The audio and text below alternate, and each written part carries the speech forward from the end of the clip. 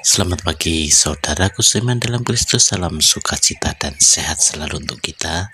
Marilah kita siapkan hati, pikiran kita untuk mendengarkan firman Tuhan. Tuhan beserta kita sekarang dan selama-lamanya.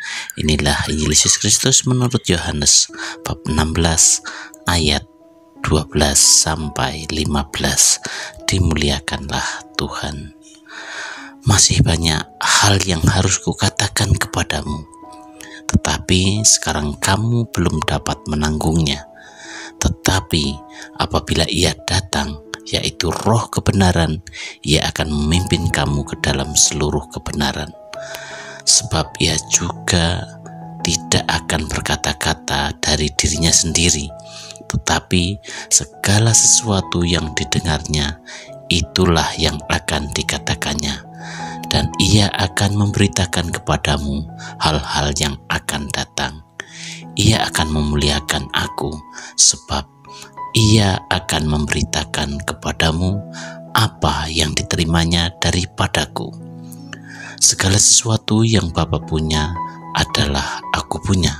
Sebab itu Aku berkata, Ia akan memberitakan kepadamu apa yang diterimanya daripadaku.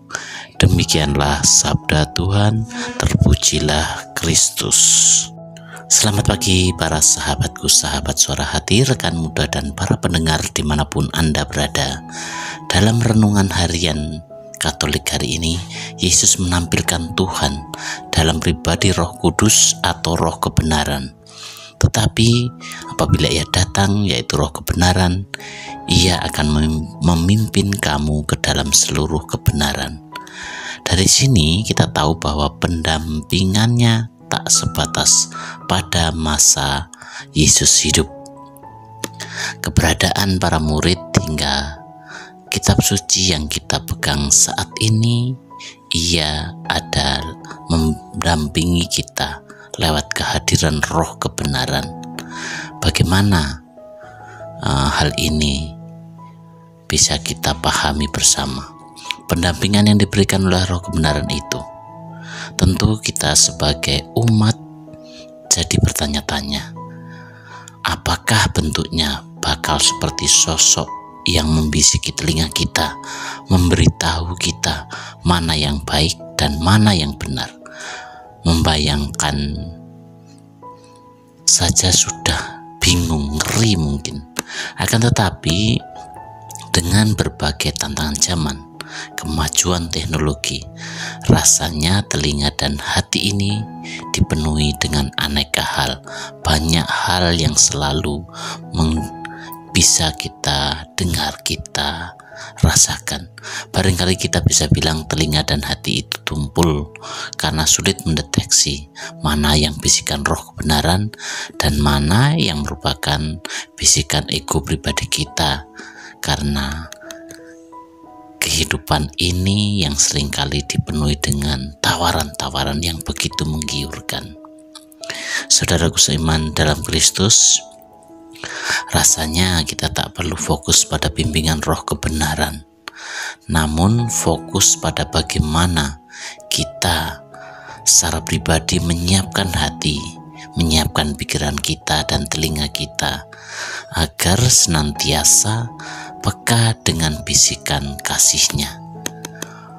Roh Tuhan tidak diam ketika kita menghadapi aneka tantangan, menghadapi pergumulan dalam hidup, apalagi ketika dalam mengalami kesulitan. Kita hanya perlu berserah dengan bimbingan Roh Kudus. Yesus meminta kita untuk menyerahkan diri kita agar kita selalu dibimbing Roh Kudus untuk mengalami kebenaran sabda itu sendiri.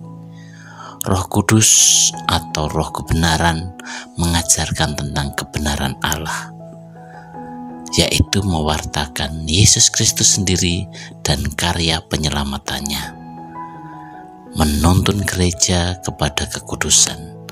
Dengan hidup mengikuti tuntunan dan bimbingan Roh Kudus, maka setiap orang akan memperoleh keselamatan. Nah, yang menjadi pertanyaan bagi kita semua, benarkah kita beriman? Bersediakah kita dipimpin oleh Roh Kudus atau Roh kebenaran. Itu kembali ke pribadi kita masing-masing, dan marilah kita tetap fokus bahwa kita percayakan sepenuhnya hidup kita pada bimbingan Roh Kudus. Demikianlah permohonan kita hari ini, dan marilah kita akhiri dengan doa dalam nama Bapa dan Putra dan Roh Kudus. Amin. Bapa yang penuh kasih, terima kasih untuk jaminan-Mu adalah kekal abadi selamanya. Kami bersyukur mempunyai Allah seperti Engkau yang memberi kami jaminan sepenuhnya. Kini kami serahkan hidup kami ke dalam tangan-Mu dengan perantaraan Kristus Tuhan kami.